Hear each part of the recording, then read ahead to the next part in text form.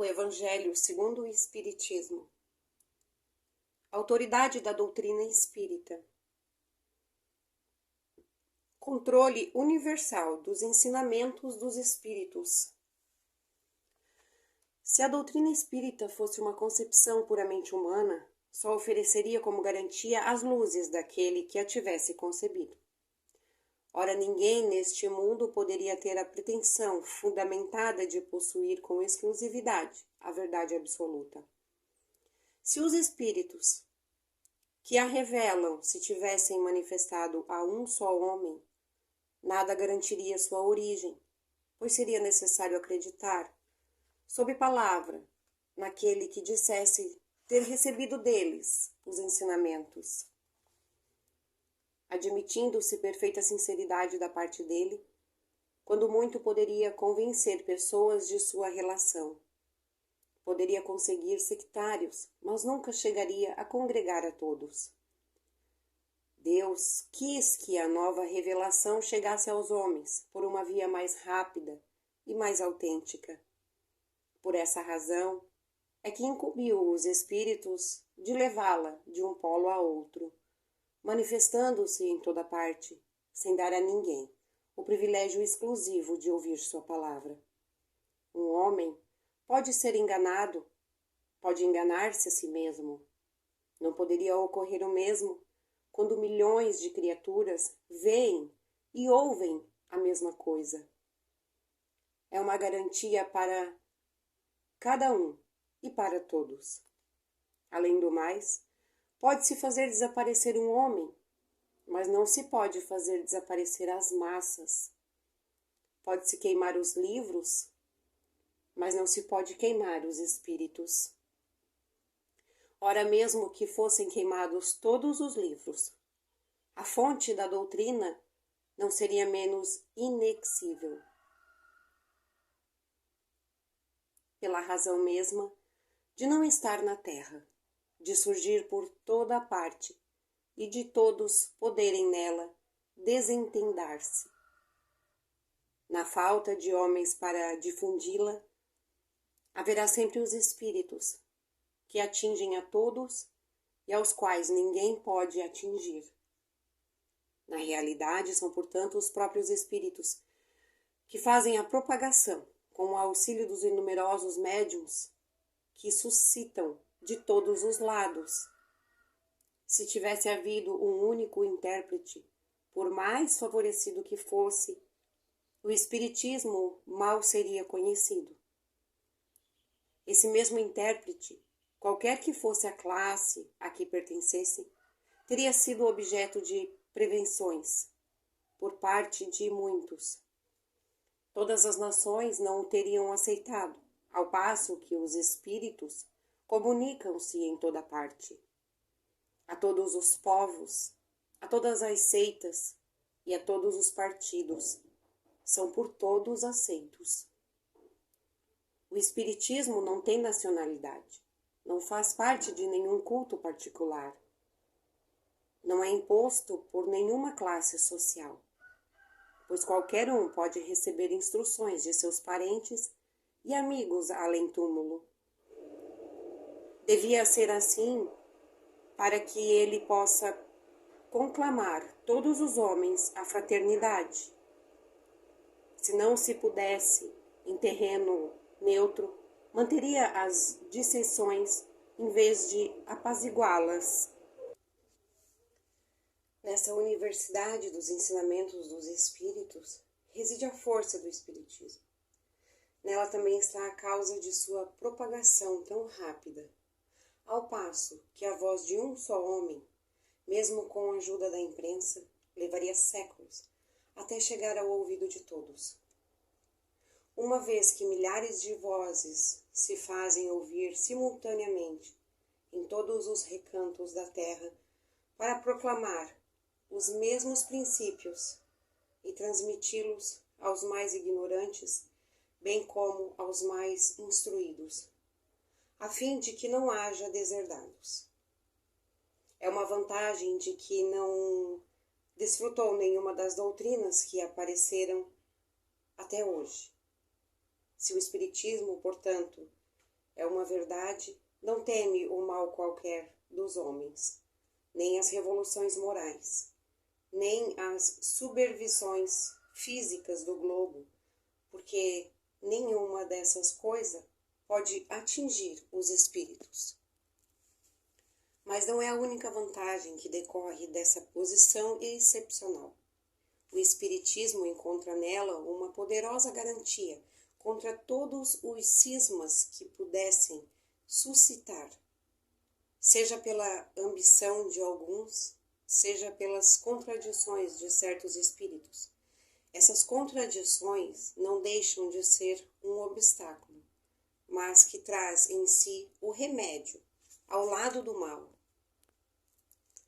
Sabe-se que os espíritos, em virtude da diferença, existem em suas capacidades, estão longe de ser individualmente de posse de toda a verdade, que nem a todos é dado penetrar certos mistérios, que o saber deles é proporcional à sua depuração, que os espíritos vulgares não sabem mais que os homens, e menos que certos homens, que entre eles há, como entre estes últimos, presunçosos e falsos sábios, que julgam saber o que não sabem, sistemáticos que tomam suas ideias por verdades, enfim, que somente os espíritos da categoria mais elevada, aqueles que estão completamente desmaterializados, se despojaram das ideias e dos preconceitos terrenos.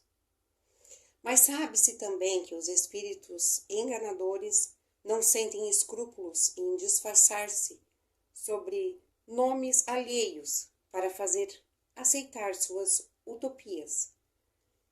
Disso resulta que, com relação a tudo o que estiver fora do âmbito do ensino exclusivamente moral, as revelações que cada um pode receber têm caráter individual sem autenticidade, que devem ser consideradas como opiniões pessoais desse ou daquele espírito, e que seria imprudente aceitá-las e propagá-las levianamente como verdades absolutas.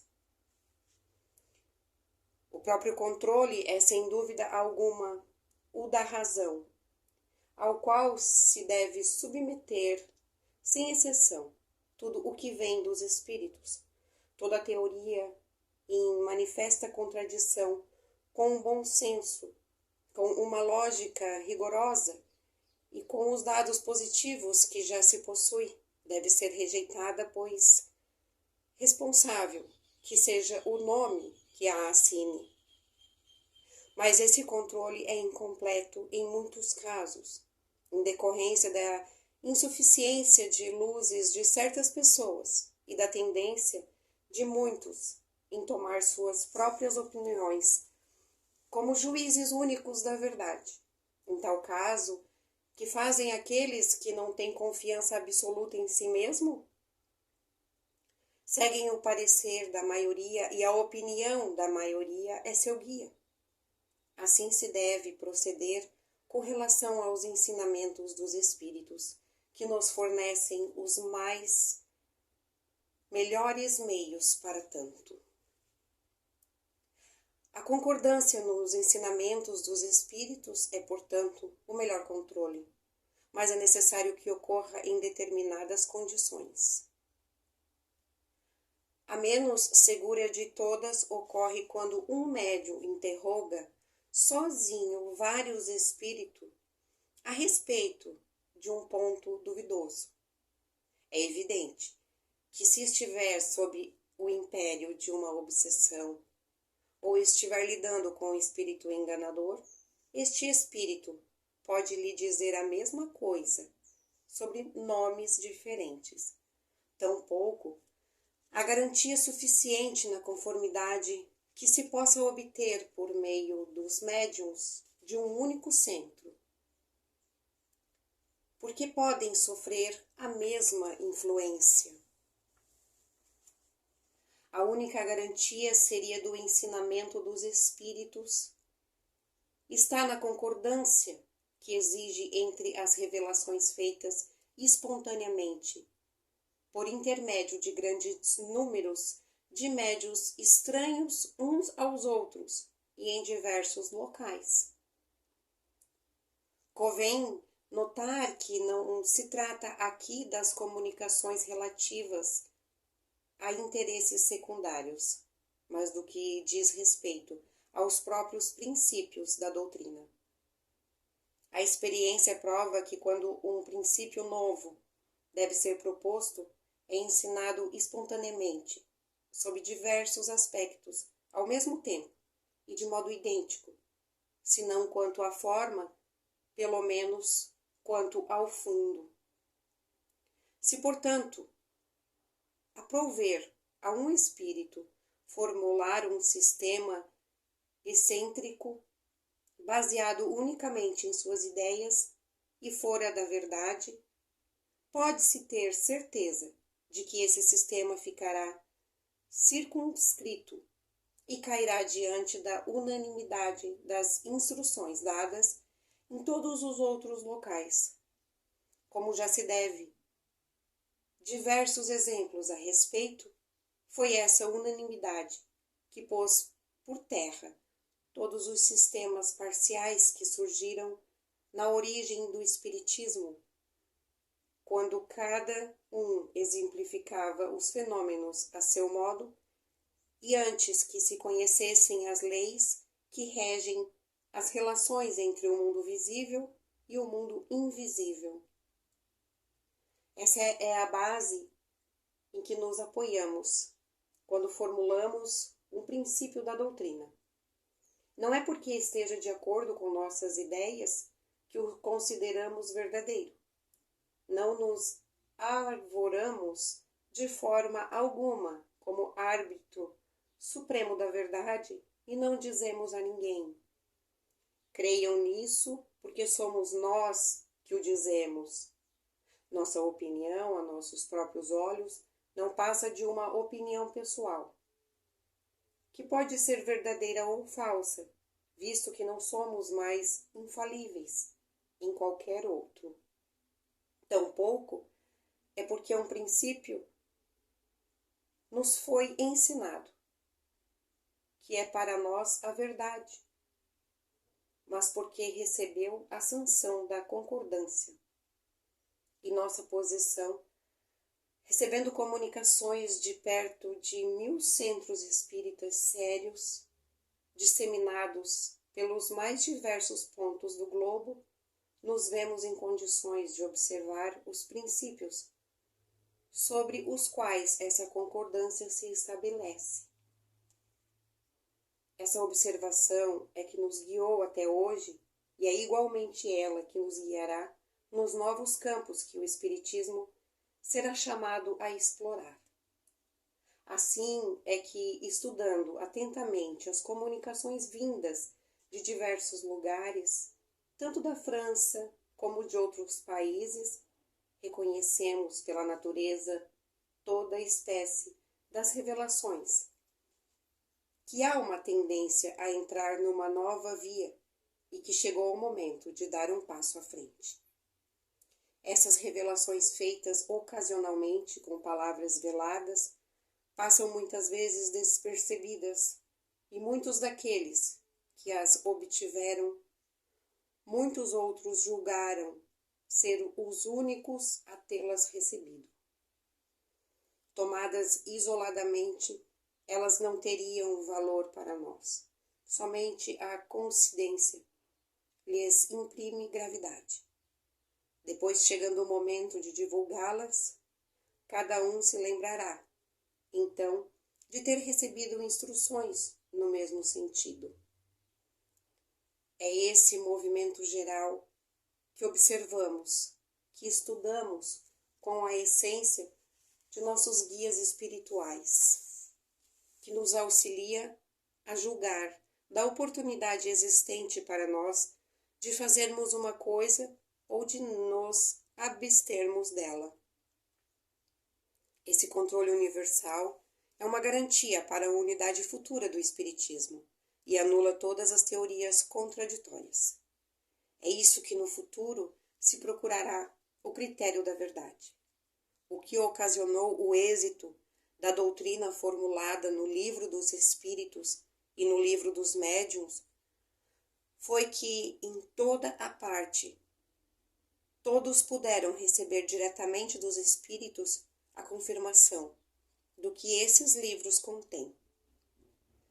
Se de todos os lados os Espíritos tivessem vindo para contradizê-los, já há muito tempo esses livros teriam tido a sorte de todas as concepções fantásticas.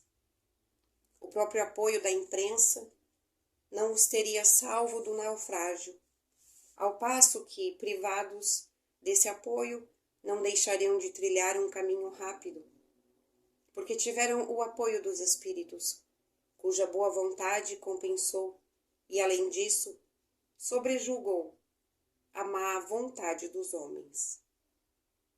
Assim sucederá a todas as ideias que, emanando dos espíritos ou dos homens, não puderam suportar a prova desse controle, cuja força ninguém pode contestar. Suponhamos, portanto, que certos espíritos queiram ditar, sob qualquer título, um livro em sentido contrário. Suponhamos até, com intenção hostil e em vista de desacreditar a doutrina, a malevolência suscitasse comunicações apócritas. Que influência poderiam ter esses espíritos se fossem desmentidos de todos os lados pelos espíritos? É com a adesão destes que se deveria garantir antes de lançar um sistema qualquer, do sistema de um só ao de todos. Subestime a distância que vai da unidade ao infinito, que podem conseguir todos os argumentos dos detratores contra a opinião das massas, quando milhões de vozes amigas, partindo do espaço, vêm de todos os recantos do universo e vêm atacá-los no seio de cada família?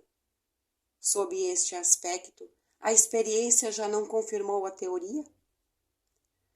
O que aconteceu com todas essas publicações que deviam, como se pretendia, aniquilar o espiritismo? Qual é dessas que simplesmente deteve sua marcha?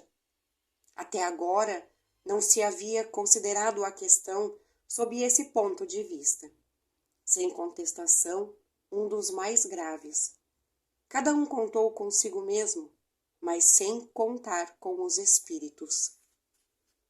O princípio da concordância é também uma garantia contra as alterações, que poderiam sujeitar o espiritismo às seitas que quisessem apoderar-se dele em proveito próprio e acomodá-lo a seus propósitos. Quem quer que tentasse desviá-lo de seu objetivo providencial fracassaria. Pela razão muito simples de que os espíritos, em virtude da universalidade de seus ensinamentos, derrubarão toda modificação que se afastar da verdade.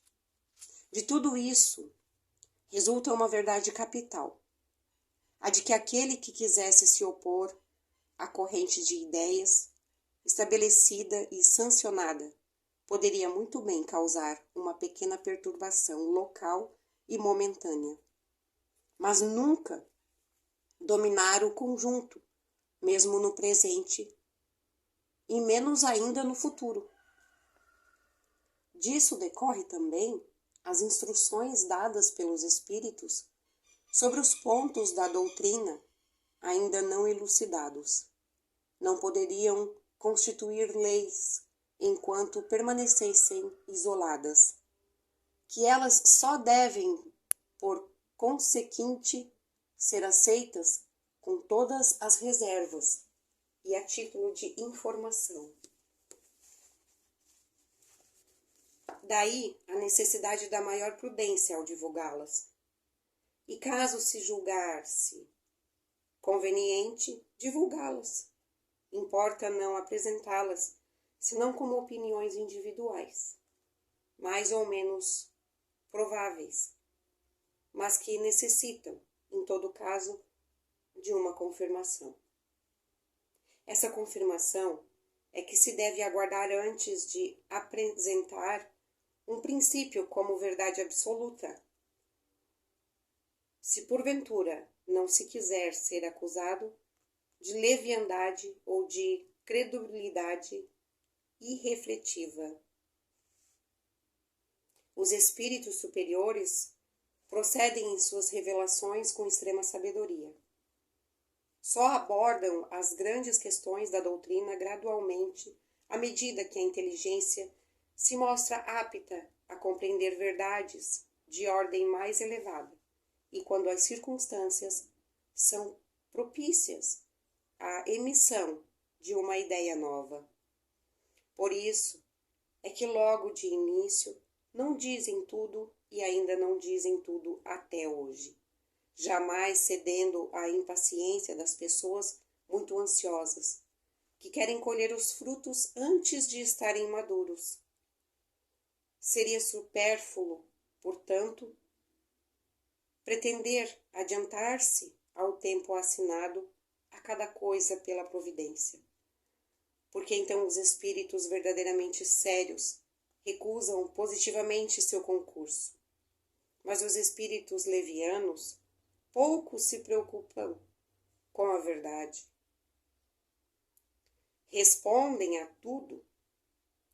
É por essa razão que sobre todas as questões prematuras há sempre respostas contraditórias. Os princípios há pouco expostos não resultam de uma teoria pessoal, mas representam a consequência forçada das condições em que os espíritos se manifestam. É de todo evidente que, se o espírito diz uma coisa de um lado, enquanto milhões de espíritos dizem o contrário por outro lado, a presunção de verdade não pode estar com aquele que está sozinho, ou quase o único desse parecer. Ora, pretender ter razão sozinho contra todos seria tão ilógico da parte de um espírito como da parte dos homens.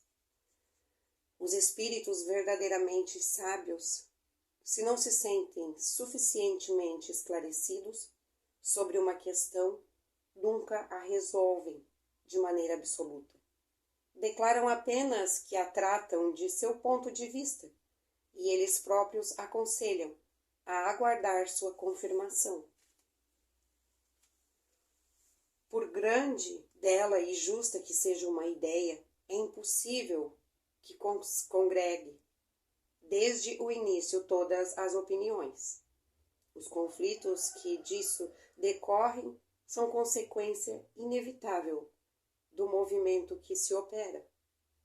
São até mesmo necessários para melhor ressaltar a verdade, e é conveniente que se produzam de imediato para que as ideias falsas sejam mais prontamente descartadas. Os espíritos que alimentam-se qualquer temor a respeito devem, portanto, ficar perfeitamente tranquilos. Todas as pretensões isoladas haverão de cair pela força das coisas diante do grande e poderoso critério do controle universal. Não será a união de um homem que alguém vai seguir, mas a voz unânime dos espíritos. Não será um homem, nem nós, mais que qualquer outro, que vai fundamentar a ortodoxia espírita. Tampouco será um espírito que virá se impor a quem quer que seja. Será a universalidade dos espíritos que se comunicam em toda a terra por ordem de Deus. Esse é o caráter essencial da doutrina espírita. Essa é a sua força, sua autoridade.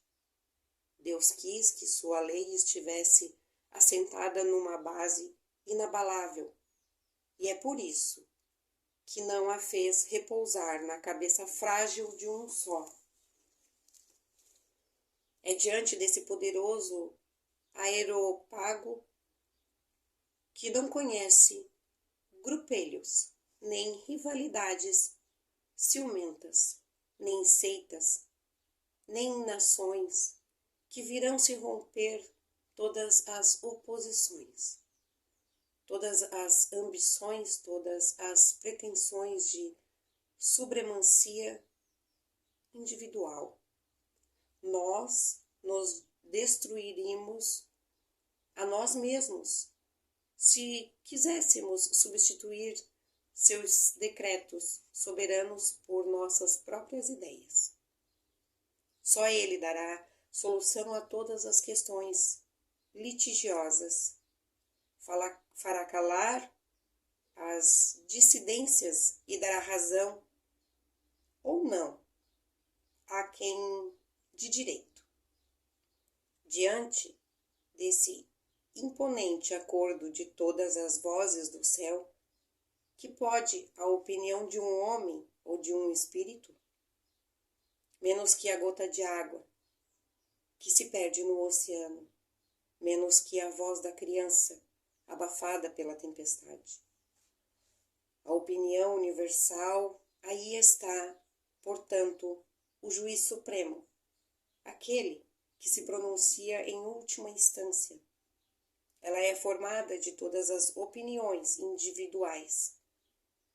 Se uma delas é verdadeira, tem apenas seu peso relativo na balança.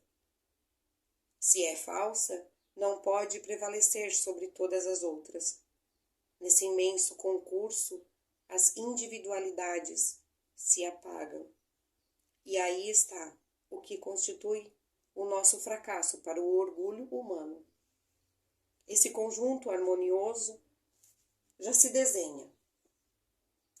Ora, este século não passará sem que resplandeça em todo o seu brilho de modo a dissipar todas as incertezas. Pois daqui até lá potentes vozes terão recebido a missão de se fazerem ouvir para congregar os homens sob a mesma bandeira, uma vez que o campo esteja suficientemente cultivado. Enquanto isso, aquele que flutuar entre dois sistemas opostos pode observar em que sentido se forma a opinião geral.